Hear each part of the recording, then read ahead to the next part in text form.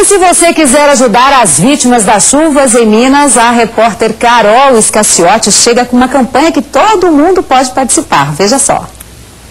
Em Minas Gerais, mais de 14 mil pessoas estão desalojadas ou desabrigadas por causa da chuva que vem atingindo o estado nos últimos dias. Por causa disso, Corpo de Bombeiros, Polícia Militar, Defesa Civil e Serviço de Assistência Social promove uma campanha para recolher materiais para ajudar essas famílias. Ao meu lado está a capitã Jordana do Corpo de Bombeiros.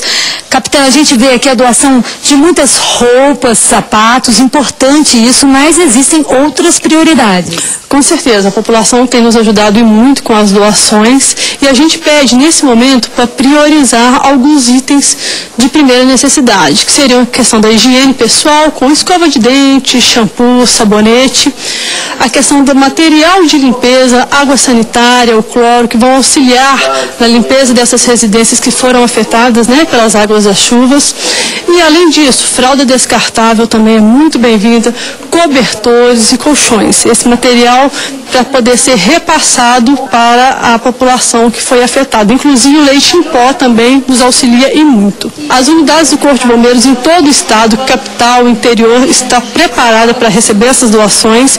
E nos locais onde não tiver unidades do Corpo de Bombeiros, os quartéis da Polícia Militar em todo o estado também preparados, além da sede do Servas na capital.